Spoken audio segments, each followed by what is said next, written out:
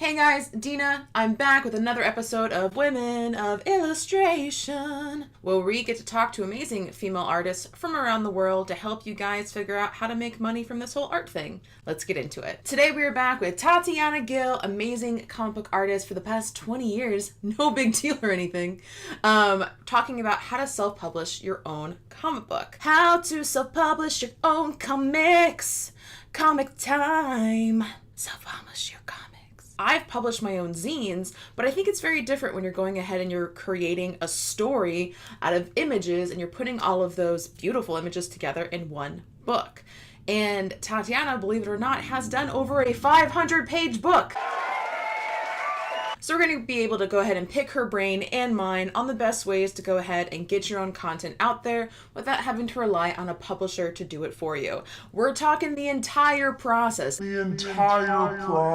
Everything from initial concepts, whether or not the idea will even make sense, will anybody buy it, all the way to actually getting it printed and fulfilling it out yourself and shipping out those amazing comics to the world.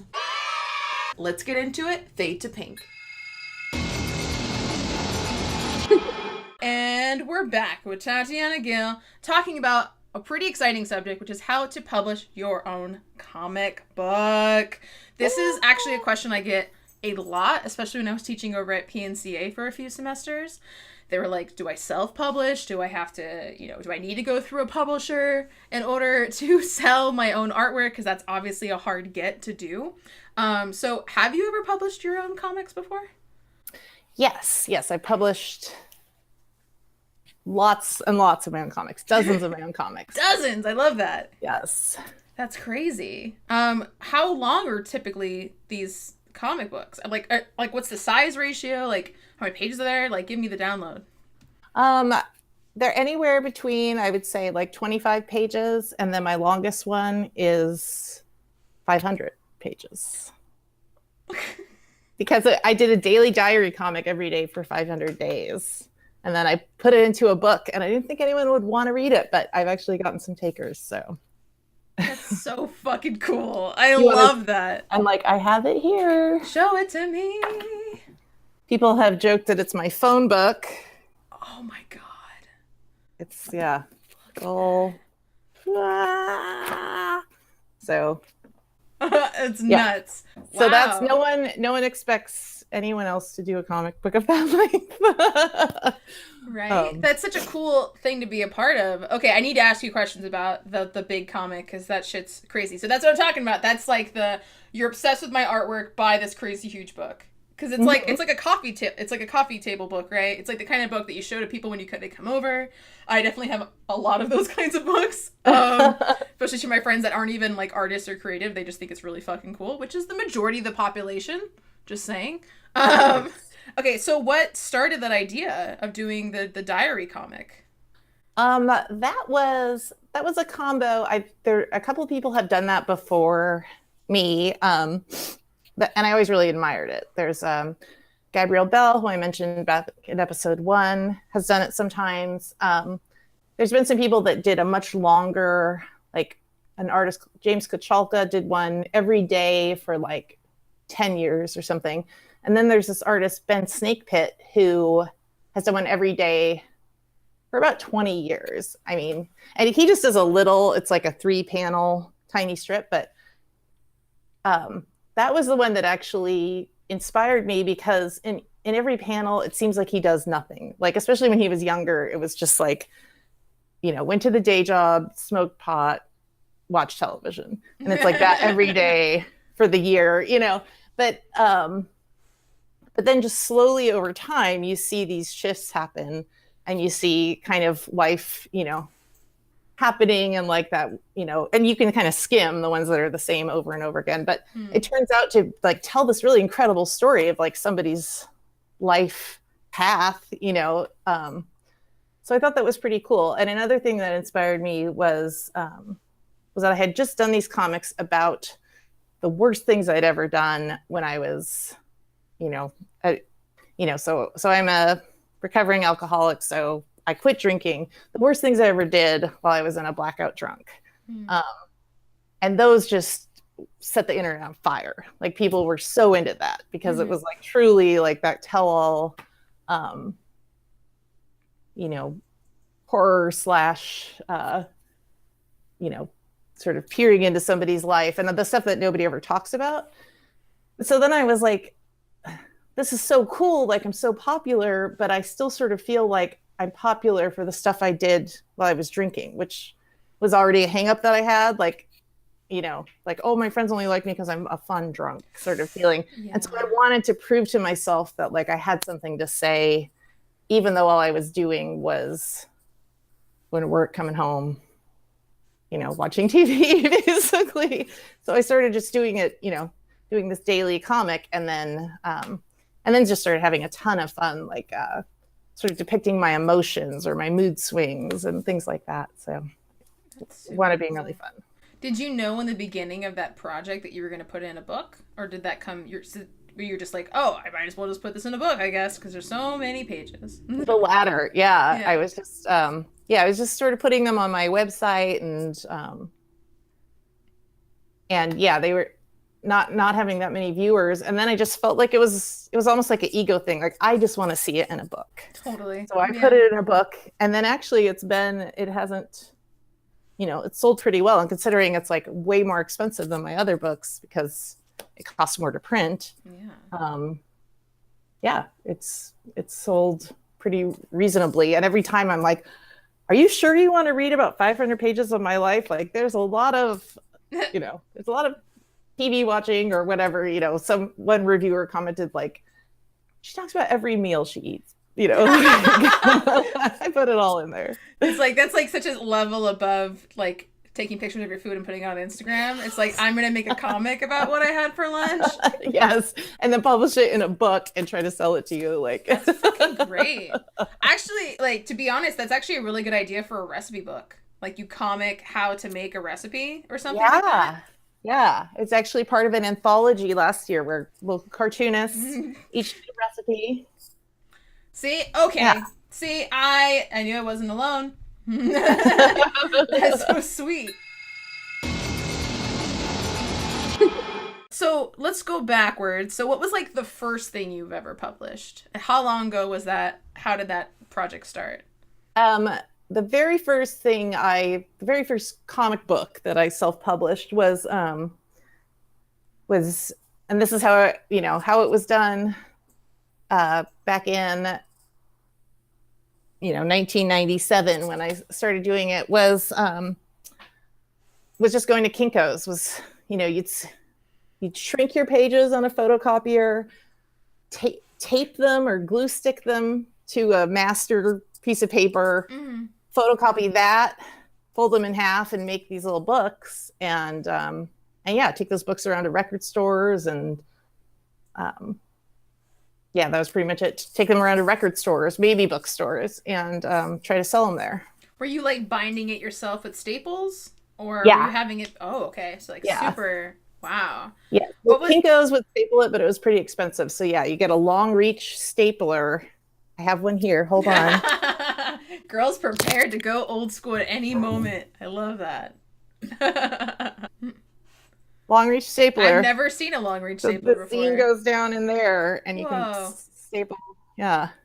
That looks like a gangster contraption, but yeah. I love it. I don't think you could take it in your carry-on luggage. No, they'd be like, we don't know what you're gonna do with this, but it's probably not good, so you're not allowed to bring it. That makes sense. Yes. Oh, that's so funny. Yeah, I remember like making my first business cards and just like printing it out myself and cutting the paper myself, and that seemed tedious. I can't even imagine like the old school graphic design days where like oh, I know, with like hot glue machine. Yes, like, and it's like, oh, you need to make one little change, you gotta do it again or something. It's just like, what? So that shows fucking initiative. That's nuts. Yeah. So how many of those did you make? Like was it like 10, 20? Did you try to make a lot because you're doing it yourself and binding them?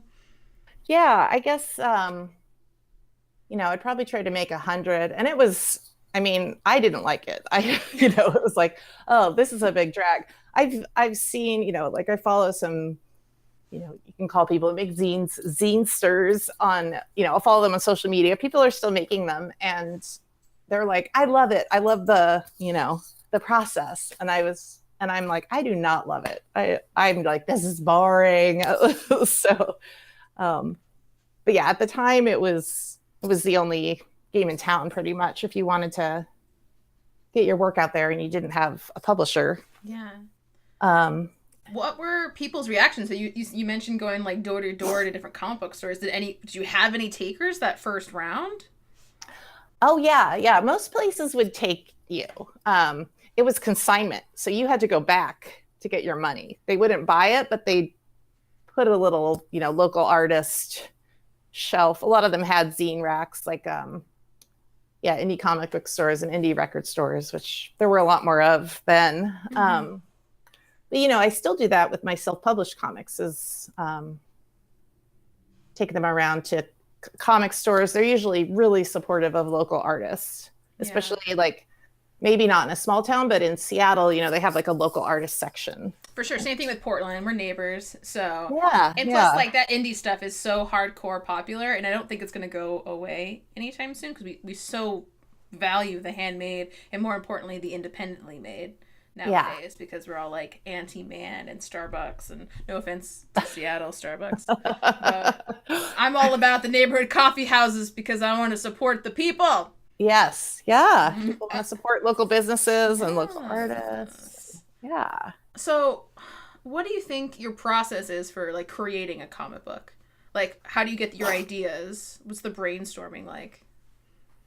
So most of my comics are compilations of work. So there'll be, 5-10 page stories in a book, or, 500 one-page stories, as the case of the diary comics.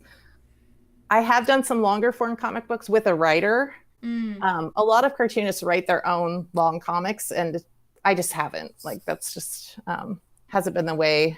That's not my story so far, as they say on Drag Race. So I have an idea.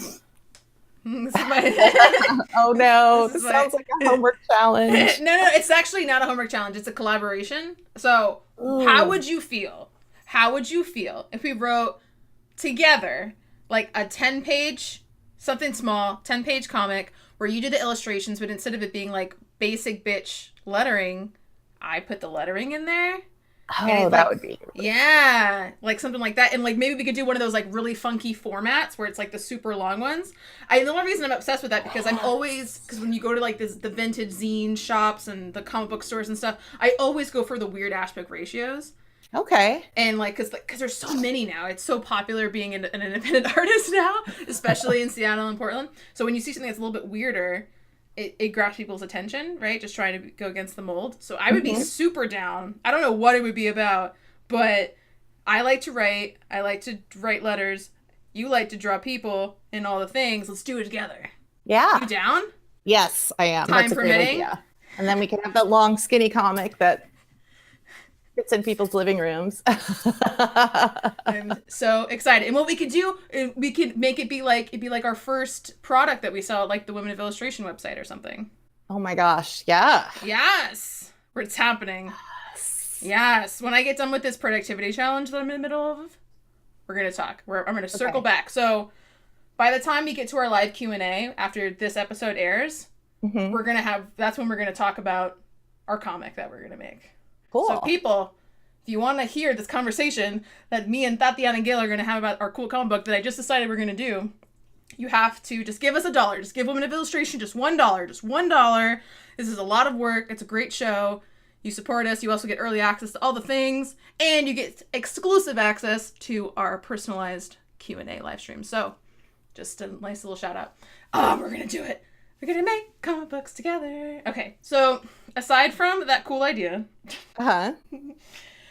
what is better? Like a zine, a full, like, one-story comic book? And I'm talking in terms of, like, popularity and sales.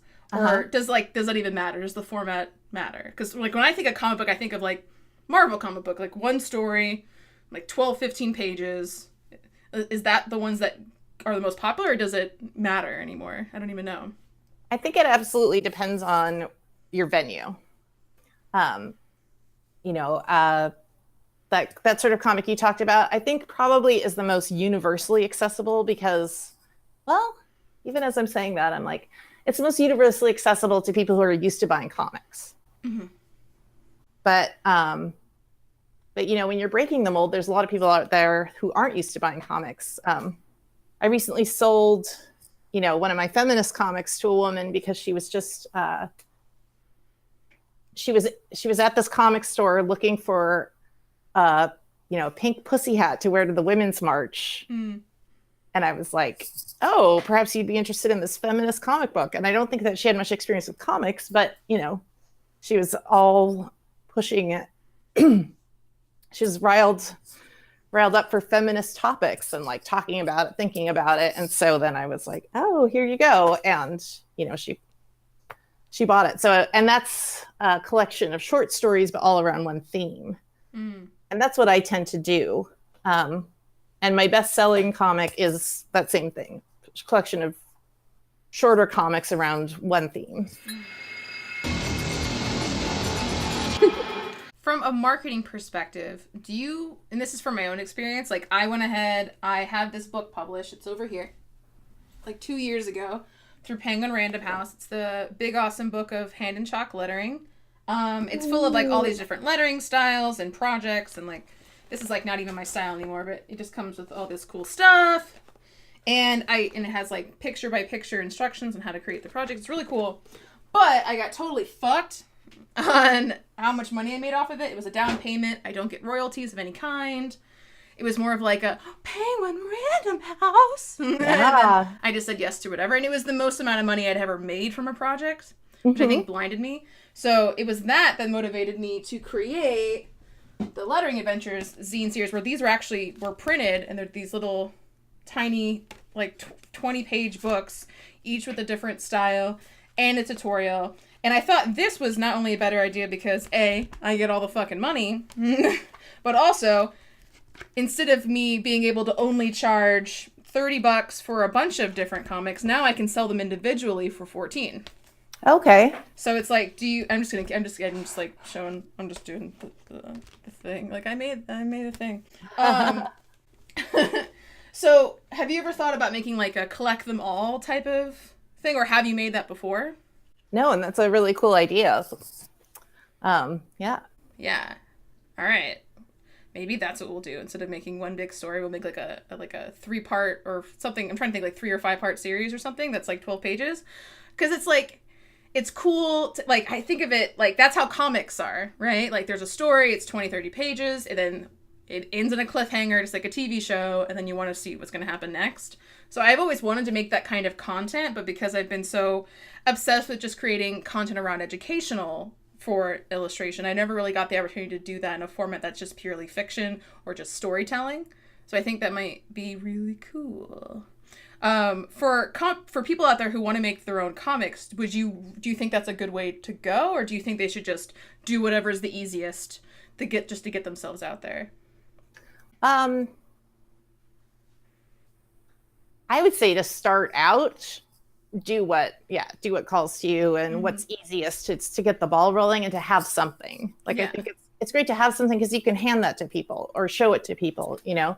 But I think with comics, it kind of depends on the story you want to tell. Like, I like to tell short little stories, and that's sort of how I storytell in life. Like, I have little vignettes or like slice of life. But I think there's people out there that are they want to tell a really big story. And I've been discussing that with because I'm working on a much longer, hundreds of pages graphic novel. And we're like, should we release it in installments, or should we do one big graphic novel, or should we release it in installments and then at the end release it in one big graphic novel? And that one. Yeah. because you can charge more money for it because it's perceived value, right? Yeah. So it's like if I release all of my zines, which now we're on issue 16, which is nuts. Wow. Yeah, we're gonna do a total of 24, then I'll stop. At the end of this year, I'll stop. Just making one new one every single month. But so like if I went ahead and I went, okay, you can have all these different zines, $14 each, or you can have all of them for $50. Of course, everyone's going to buy the $50 one. But if I go, hey, here's 24 zines, they're each $14, and when I'm done, I'm going to release a big book, then I can sell that book for like $300. because it's still going to be a deal than having to buy every single one of the zines. Oh, interesting. Yeah. Yeah. So it's just like art's a form of expression, but it's also a huge moneymaker. And it's like, you can really like, just like, depending on where your art's being seen depends on the value, how it's being presented, or like just the psychology behind how you're releasing it, or how big of a deal you make it seem. Like I would think with comics, when I've like seen like just a few people that I follow like on Patreon and stuff, what they do is they'll release like these little mini, like 4 or 5 panel, like really long Pinterest like images, and then it'll be free for a while, and then they just release like an official comic every quarter or something like that maybe is a combination of all those things, and then they're able to sell it for a higher price considering how much that patronage was like $5 a month, 5 times, I don't know, 12, and then you just make it a little bit less expensive, and then that's how you're able to charge just a little bit more for it. So wow. So there's like, I don't know, just trying to think of like how you can make it the most bang for your buck, right? Yeah. But no, I think it totally makes sense with whatever form of storytelling comes natural to you. That's what you should go for, especially if you've never done something like this before. But I think, I don't know, if you want to think about the marketing behind it too, it might just make it a bit more successful. But I always just think like the first thing you ever get published, that's like your baby, and it's just the act of making it is your accomplishment. You don't really give a shit about the sales. I think that's how everyone's first published anything should be, to be honest. Okay, so speaking of marketing, what is like your process like look like when you're promoting a published comic? I'll just straight out say this isn't probably my strength. Yeah. But I, when I know a comic is coming, or, what I'm saying, laying out the comic in InDesign, I will start, once I have like a PDF ready, I will send it out to some reviewers, try to get some quotes from the back, and just hopefully generate some buzz about it. And then once that's done, I will, once it's published, then a big stepping stone for me, and I'm friends with some local comic owners, local comic store owners or managers, whatever, people who can make decisions in my local area, is have a book release party. So then you have maybe you have some of the originals framed and on the wall, and you're selling the books and doing a signing.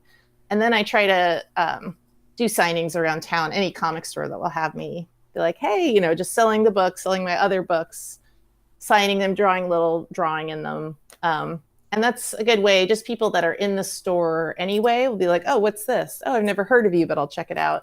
Mm-hmm. Both you and the store benefit, because then your friends come to support you, and they're like, oh, I've never been in the store before. Maybe I'll buy another comic while I'm here. So that's a good collaboration. And then blasting social media, like, hey, buy my book. Or, I don't usually say it that way. I'm like, just, I'm really excited about this new book I have. Here's a link to buy. Mm-hmm. Totally. There's a little bit about it. Maybe post, a comic from it or images from it, that sort of thing. Cool. Yeah. I think that's great. And I think the book touring is something I probably didn't think too much about when I did my first book. That was my expectation, because that's just what you see in movies and stuff. And I'm like, oh, are we gonna do a book tour? They're like, no. I'm like, why? I'm like, is it not gonna be in big stores? And if you go to like Target or Barnes and Noble or Powell's bookstore, you'll find my book. So I was just confused. I was like, you don't want me to promote it? And then I realized oh, they don't give a shit who made it. They just wanted it made so they had something about lettering in their portfolio. And they're just like, oh, that's shitty. And that's not what makes people buy things, guys. Get with the times. So I actually think self-publishing is something that a lot of artists should try, no matter what, if it's comic books or otherwise, just because it's really cool to see your stuff in print, and it's actually pretty affordable nowadays, and especially with the almighty internet. So I think the process for promoting anything is the second you have the idea for it, talk about it. Every day that you work on it, talk about it. Show me process. I want to see fucking thumbnails. I want to see sketches. I want to see not like, don't give me the entire download, but I want to hear about this project for months, however long it takes. So by the time it does release, you've built up all of this excitement to finally be like, you can buy it now, or here's the early release or the pre-sale or something. And I feel like people miss out on that opportunity where they just don't talk about it consistently enough, or they don't talk about it at all. And they're like, oh, buy my book. They're like, why would I buy your book? What is it about? I've never heard about this. You know what I mean? And especially with things like all these fucking algorithms and all these stuff, we don't always see everything that we post from the people we follow. So that's why it's so important to be consistent in that promotional message. Because there are still people who are making cool stuff out there that I'm like, fuck, I missed the sale. Like, I didn't even see it because my feed is no longer fucking chronological. Right, yeah. You know? So I think it's totally cool to repeat yourself. As long as the actual content of that message, being the photo and the description you put, change, but the meaning or the theme is the same, you can fucking talk about it forever. People aren't going to get sick of it. It's only a little weird when you're like, hey, for a limited time only, you get buy two, you get one free, but wait, there's more! And like, you get all like used carsman salesy grossness. That's the only thing that really puts people off. Or it's like that one promoted fucking ad that people just dumped a bunch of money into and you just keep seeing it in your fucking feed. Every time you open, don't be that guy. Organic promotion strategy and advertising is definitely the way to go in the world of social media. Okay, so tell me more about that most successful comic you had. Was it the was it, I want to remember, don't tell me. It was the drunken moments. Were there two different things? You did one that was like rock bottom anthology, right? And then you did one that was just you and your story about you just being a delirious 20-something getting drunk all the time, right? Yeah. So the rock bottom anthology was actually this year, and I just did a special 4-page comic just for it. Yeah. But he knew to ask me because he had read this book of mine, Black Outings, which is like, it's pretty small. The cover, though, can you show the cover one more time? It's like Black Outings, and you're just like, bleh, in the corner. I love that. That makes me happy. So that's my bestseller. And that's the one I think that generated the most notoriety for me, like locally as an artist, and got the most articles written about it, and just really, did a lot for me professionally. Yeah. And is probably still remains one of my, biggest selling comics. I think it's because people love a tortured artist story. Yeah. Like I went through like a drug, not like I did drugs except for weed. I do weed.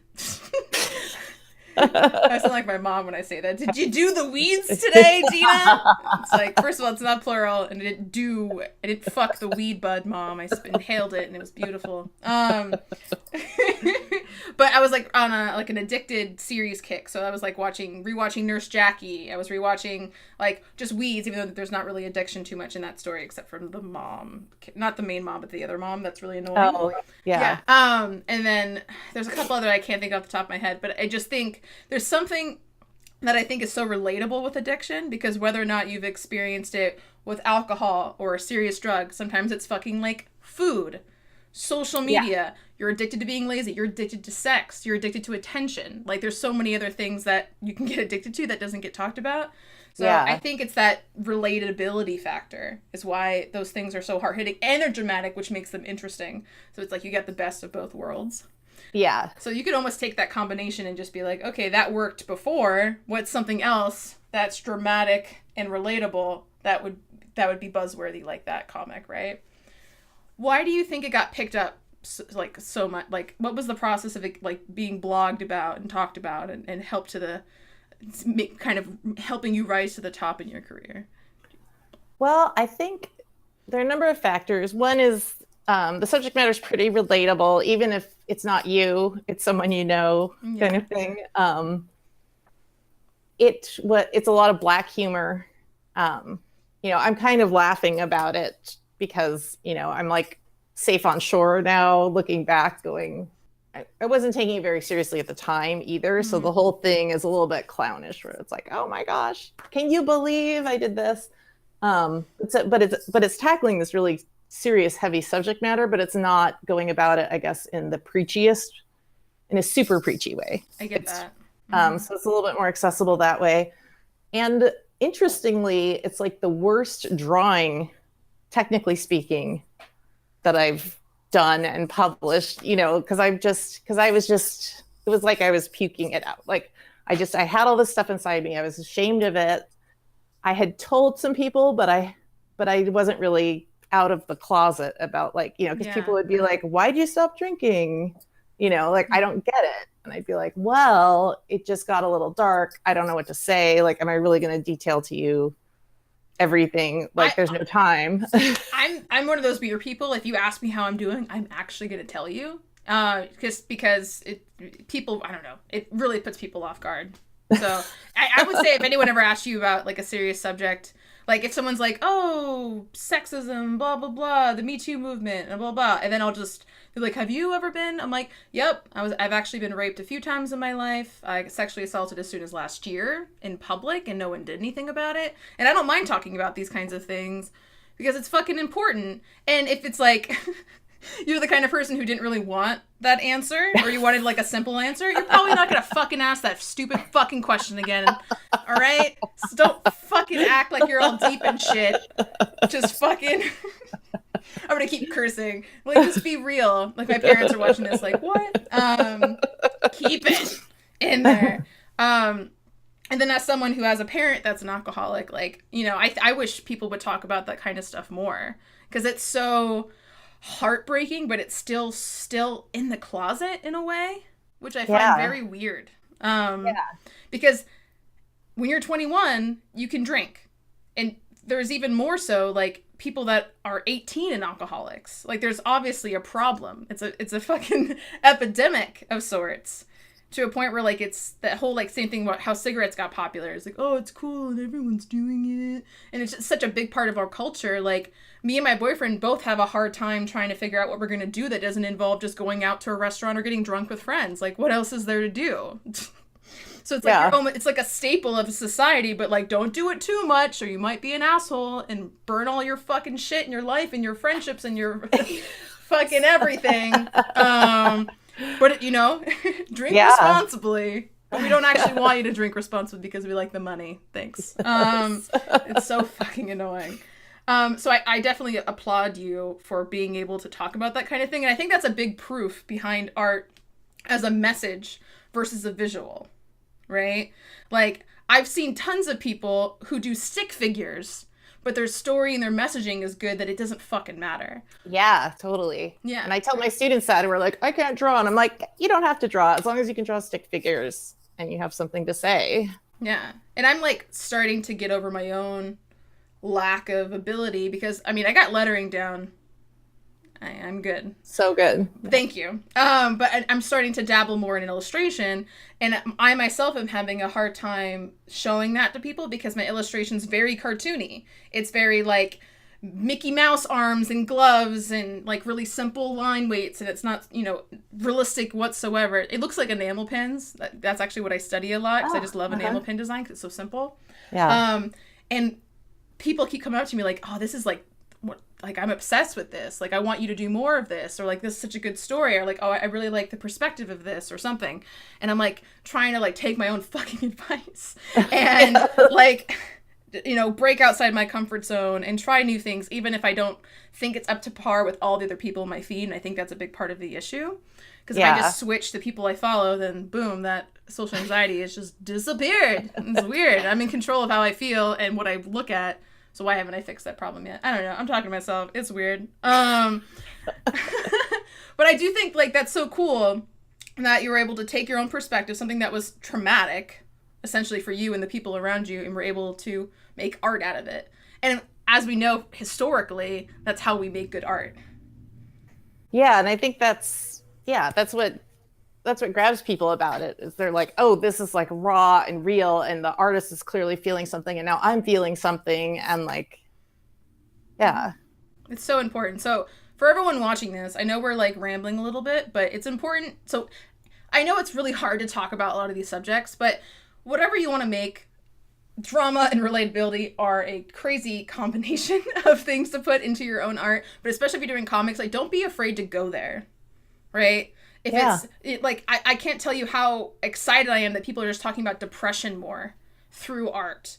And for us to feel like, oh, I'm not crazy. Other people actually feel this way, and this is why. And it just kind of gets us to chill the fuck out a little bit over, because now we have fixed a lot of our problems as a society with technology, but it's also created a lot of problems with the solutions with it. And those things need to be talked about, both new, old problems, all the things. So I don't know. I think it's okay to be a little bit more real in the world, right? Yeah. All yeah, right. no, I think that's my favorite kind of comic to read for sure. Yeah. Like I pretty much just read autobiography or sometimes biography, but Yeah. I just love real life stories of, yeah. I love it. So, what do we have to watch out for when we're self-publishing? Like, what are a couple of the the brick walls that you've reached doing it on your own so many times? I think the main thing to watch out for in terms of like, you know, looking ahead is margins. Like, so, you know, if you sell a book at a bookstore, the retailer is going to take 50%. The bookstores takes 50%. So then I price everything so that I'm still making money, even if I'm only getting half the cover price. Yes. But then sometimes you get an offer for like, send your stuff to a distributor who will get a cut. Basically, there are some ways I've distributed my comics where I wind up not making any money. But I at least break even. And if you're not careful, you can get yourself even out of that. And so it's good to look for distribution avenues where you're keeping the money, like, you know, your own web store and things like that. For sure. Yeah, I heard that it's, I mean, for a lot of products, not just like zines and comic books, but for whatever your cost is, and especially if you're shipping and fulfilling your own products, cost including the shipping to the customer. I always do that in it because I don't like to pay extra for shipping. Yeah. I think it's one of the reasons people abandon carts, because the shipping is an unexpected price, even though fucking there's shipping for everything. I don't know. Psychology of people, I don't get it. That's how it works. And then also not only the price it costs to get things printed, but the cost for it to get shipped to you, I think is a price that we don't always include. That's a good point. Especially Yeah, because that can be expensive for books. Fucking heavy. Yeah. And then you get 50% margin for wholesale and then another 50% for retail. So that way the wholesalers are making 50% and you're making 50% no matter what. And then obviously 100% profit on your own platform. That's what I hear is like the best way to start. And I think with any product, you should always be making somewhere between 50 and 70% profit margin. Just down the line. And that's why it's like things like Redbubble, Society6, these like third-party distributors like are okay, but you're usually getting less than 20% of your own content, but obviously like you don't have to pay for things to get printed or fulfilled or at the time or anything. So it's just you gotta weigh the pros and cons. But long story short, I think whatever third-party platforms you use, you should always be able to also offer it at your website. Because have you ever reached a situation where like someone just wants to buy the rights of a comic to the point where like it's exclusive rights for them and you lose the rights to your own work? Has that ever happened to you? I've gotten offers. Actually, I recently had somebody want that, and then the price I quoted, because I was like, well, that'll cost more. Yeah. And then they never replied. Like, I guess they weren't interested in the price. So that hasn't come up yet. Okay. Yeah, definitely something to keep in mind. If there's, because that's happened to me a few times with lettering adventures. I've had like 3 or 4 different, mostly smaller publisher houses wanting to buy the usage rights of it, so I can't sell it but like, little do they know the whole reason I made it is so that way I can make all the money and not ever work with the publisher again. So it's always a resounding no. Yeah. But just make sure. This is good to hear your story though, because I thought that was like a better deal. No. To go with the big publishing house. I mean, it can be. It just depends. Like I worked with this one amazing author and comedian, and I did like the cover of her book, and I had a bunch of like inside illustrations. It was called How to Be Successful Without Hurting Men's Feelings. I saw some of the process videos for that. They were so cool. It was really she's a really cool lady. But yeah, so, and she was telling me kind of behind the scenes that like it was doing a 3-book deal. She got like over 70 grand for a deposit for just the 3rd book. So like there's definitely like money to be made. Yeah. Getting your shit published, but it's really hard to get that kind of number when you haven't published anything before. You have to have what we call social proof. And social proof needs to be more than just followers and likes and subscribers. It needs to be dollar signs for those big head honcho publishers to not rape you. I mean, metaphorically in this case, like they did me. Because I felt really taken advantage of just because I was just too star-eyed and excited. And it was the worst experience of my life. Like, I'm not proud of the artwork that's in the book. I had to do over 150 illustrations in less than 3 months. Oh, man. Thankfully, I had just gotten an iPad. Or else there's no fucking way I would have been able to do all that traditionally. It was nuts. And they were like, not wanting to pay me extra money for revisions. And actually, they just reached out like a few months ago saying that it's so popular, which is nice, I guess, that they want to make a German version. And they're like, oh, well, we need you to make, a couple German phrases, rewrite the content a few different times, blah, blah, blah. And then I gave them a quote, which actually wasn't much more than what I had originally got from the US version. And they said it was too expensive. So now they're going to have another fucking artist mix their artwork with my artwork and my content of my book. Because I don't have fucking control over it. Yeah. So it's like, this is why I don't promote the book. Yeah. At all. I don't talk about it. Like, all people are like, do you have a book? I'm like, if I don't get commission, there's really no incentive for me to have you buy it. So just buy my zines instead. They're way better. They were made with love and not hate. And I get all the money. You get to support me. Yay. Yeah. And I think that's always a good thing to watch out for is like read those contracts, like read the fine print, and be really careful signing things away because. Yeah, and that bullshit, like, but this is how we do business. This is what we offer to all of our artists. I don't fucking care. That doesn't matter. Artists have historically been taken advantage of. So you don't want to be that like Motown artist who doesn't see a cent. Yes. All right, so let's talk about the big question. How are you actually getting these comics made? Is it through a printer? Is it a third-party platform? Because you mentioned you're doing like print on demand. So what service are you using? So I'm using CreateSpace. It's owned by Amazon. It is, I did a bunch of research and it is by far the cheapest. And like, it's funny because I'll be tabling next to someone at a comic convention and they're selling their comic for a lot more than I'm selling mine because their overhead was huge doing some other method, like a color copier or something. Because color copies are really expensive. CreateSpace is actually pretty, I don't know how it stacks up compared to, bulk publishing, like sending your comics off and having 1,000 printed. It's probably more, it's definitely more expensive than that, but compared to every other way, including print on demand from from CreateSpace competitors, it seems like it's a lot more. Yeah. And so I don't feel great about it because I'd much rather support my local businesses and I have seen artists, to plug local businesses, the artists that I know that have gone with their local publishers, like we have a lot of printers in Seattle that are really indie, like they do Risograph or Silkscreen or whatever. Yeah. Those zines, so like hotcakes because they're just the book themselves is a work of art. And you could get things like hot pink ink that, does not come in CMYK, that sort of thing, where they can, so they can really pop and really be interesting. To me, that was just like too much. It was a lot of extra steps. Yeah, there's definitely no shame in that, for sure. I think if you are fortunate enough to be able to afford to work with small businesses, go for it. But if you can't, that's okay too. You know what I mean? Yeah, there's nothing wrong with that. So these books the comic books cost me a couple bucks to make. And then, I can sell them for anywhere between 10 and 20 bucks. So, and then we're looking at shipping and percent and stuff like that. So, I'm not making much, but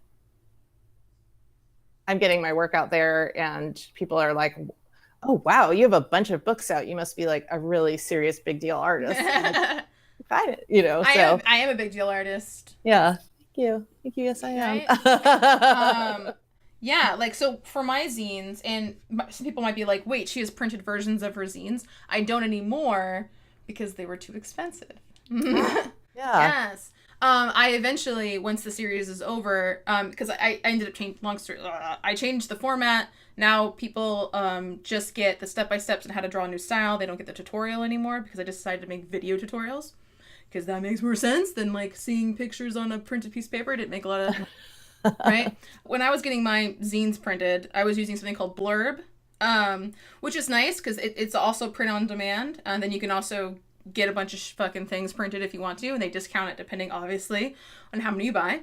I think it's at the like 25, 50, and 100. They work really well with things like Kickstarter, where people will go ahead and that way you just have to ship them, you just have to send them the Excel sheet that you get on Kickstarter, and they'll go ahead and fulfill it all for you, which is really nice. Ooh, yeah. Because that shit sucks trying to do it yourself. But yeah, it seemed like a really good platform, and also it automatically like connects to like Amazon, and you can sell it on a couple different networks, which is really cool. And so I still have a few that are on, I think there's only 3 or 4 that are on Amazon that I still get like, commissions kind of trickling into my bank account. Aside from actually getting things printed, have you had any success doing like a digital sale of a comic? I actually haven't tried that. I haven't done that. I know a lot of artists are using Gumroad, I've noticed these days, to sell like pay what you want PDF kind of situation. But yeah, I haven't tried digital.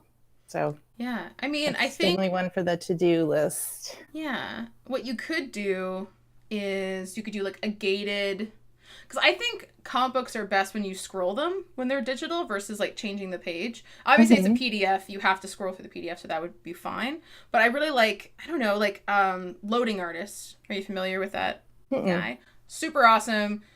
He's fucking hilarious. He actually live streams on Twitch. I don't know if he still does, but he was when I was streaming. And what he does, he's a really successful Patreon where he just posts comics every week, and then like on social media, he just posts the process of him doing it. And then people support him, like 5, 10, 20, 30. And then depending on that level of support, what he'll do is when he posts the comic to his own platform, he has like shout outs below the comic of every person who supported him. And nice. Yeah, he's got tiers that have like, oh, these are the people who supported me for $10, so it just has their name. The people who supported from $20, I'm actually going to do a custom character of you. And he actually does like a little GIF, which is really fucking cool, of like the little animated. Yeah, like a little nice. little movement that's below, and it's really cool, and people see that on his website and of course want to join him. So like that's an example, I think, within comics that you can make some serious money just by producing your own content. You're obviously doing it on a more consistent basis. Weekly is always the most successful in terms of content distribution on an email channel, which is essentially what Patreon is. And then people just want to support you. And then also what he'll do is like, if I have like another project, because as artists, we typically have more than one going on at a time. They go ahead and they get access to like the monthly digital and download, and they just get to see it. So that's kind of a cool way you can do it. Or if you just do a really long zine and then you just make it a little bit cheaper and then just offer it the PDF download on your website, because you have so much published content already, and I'm sure you still got the InDesign file somewhere. Yeah. And you can just go ahead and just reformat it for obviously digital downloads, because there's a few things you have to consider and a few things you can do, right? So if you ever had a black and white piece, what if you added color? Now that color printing, it would be an additional cost just to make it new again, kind of like remastering old Disney movies kind of thing. Yeah. Yeah, and then you could just go ahead and have digital download PDFs, and that'd be a really easing thing that you could just do like right now. Oh, nice. Yeah. I hadn't thought about it. Girl, excellent. Get it. Give me that money. Money is so great. I like it. I want to be able to like buy a house eventually, and a building. Actually, I really want to buy a co-working space and make it nice. like free for college students. Oh, see, he likes my fucking co-working idea. I love it. But yeah, not to get in super detail about the building I want to buy, but I just want it to be like a daily fee versus like a monthly commitment. Because as someone who goes to a co-working space, I wish it was a daily fee because I definitely do not go as much as I should. Yeah, that makes sense. And I just want to be able to be more fair. Yeah, pay per use. Practice. Exactly. And then I also plan on doing, an idea that I don't think you're aware of, which I definitely want you to be a part of. Are you ready? Yes. Okay, so not this year, but next year, I'm going to be focusing more on Women of Illustration, and we're going to create a course series where we're going to do 60 to 90-minute workshops with a creator, teaching you how to do something in their style. So for you, that could be like how to do a diary comic book, or something like that. Yeah. Now, instead of it being like a Skillshare thing or a Creative Life thing where like you only get 20% of your own content, I'm going to switch it where you get 70% of the profit and I only get 30%. Nice. Because that's how it should be. Like I host and then also you can obviously have the course on your own platform if you want to. I don't own the exclusive rights or whatever. But I think the biggest difference will be it won't be just be like, make me a course, bitch. It'll be like, hey, I'm going to help you build this course. We're going to write the outline together. We're going to market it really well. So that way we're both in the line for success. Because I think that's such a great digital asset to provide for this, amazing Women of Illustration community. And also it's a way to give back to artists so that way they're actually getting paid. Because I'm trying to like fulfill that slogan of like, be here to make art, get paid. Yeah. I just want to get to the get paid part where I'm actually giving people money, especially now that I have beautiful volunteers that help me edit and write and all these things now that I wish I could give them gobs of money. But unfortunately, I can only give them coaching. So that's what I'm doing. But yeah, do you want to do that? Do you think that'd be cool? I am in. We're going to work. We're going to be cool. friends and we're going to work together and stuff. And I'm really excited about it. Yes. Awesome. Yes. All right. I'm trying to think. Is there anything else about publishing that we could possibly talk about? We talked about promotion. We discussed printed versus digital, which I think is a conversation that does not get talked about enough. The idea of commissions, how to price. And I think other than that, we really just mainly focus on subject matter just to make sure it's interesting enough that people actually want to buy it.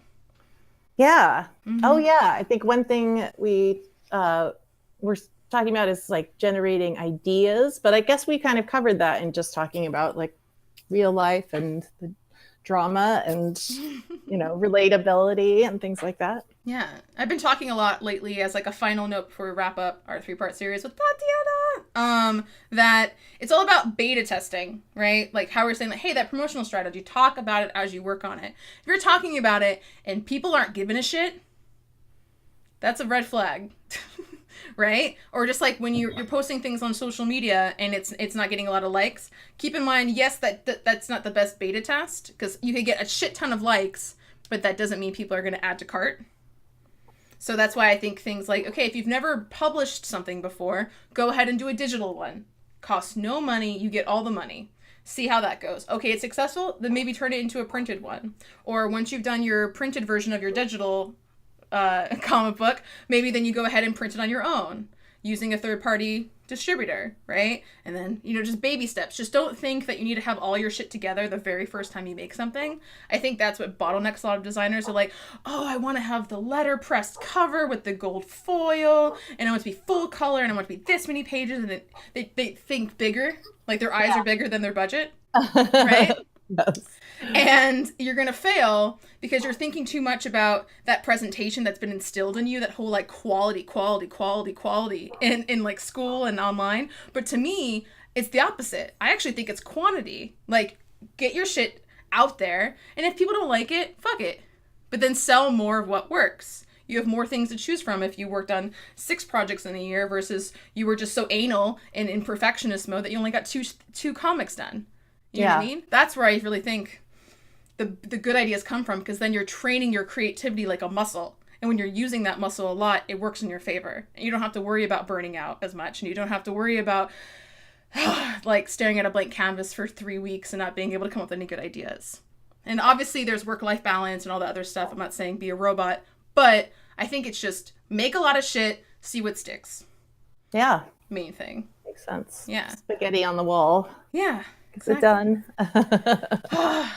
That was a good one. I'm excited. All right. Hey. Let's wrap it up. Guys, Please. Okay, please follow Tatiana on all of the things. Buy her fucking comics. Follow her on Instagram. Follow her on every other platform that she's a part of. Do you have anything that you want to do a big shout out or anything that you need some extra love on right now?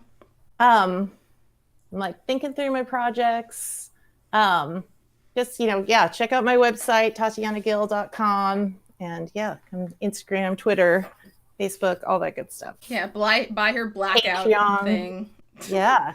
It's cool. I really want to see more of it. And I'm excited to debut a little bit more of it when I get some B-roll from you from these videos. Nice. All right, guys. Thank you so much for supporting Women of Illustration and more importantly, supporting my freaking new best friend, Tatiana Gill. We're going to work on so many cool things. I'm so excited. Just keep on keeping on. Make a lot of shit. More importantly, don't let anyone affect how you feel about yourself and your artwork. Be heard, no matter how much experience you have. All right? Most importantly, get those dollar bills. All right? Thank you guys so much. We'll see you later. Thank you. Bye. Bye. Bye.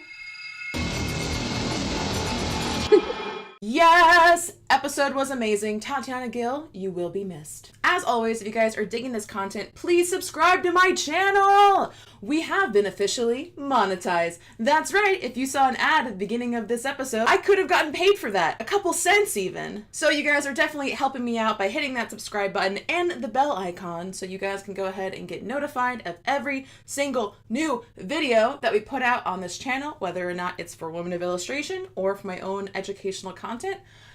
Helping out artists like you make money! Yay, money! If you guys want to get a little bit more of that Women of Illustration love, join our community over at patreon.com/Women of Illustration.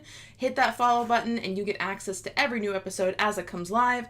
And if you want to go ahead and support female artists, definitely considering giving us $1. Goes a long way in helping me pay for hosting and a little bit of my time doing all these amazing interviews for women everywhere to give more exposure to badass artists. All right, that's it. We're done. Bye, everybody. Thanks for watching. Love you.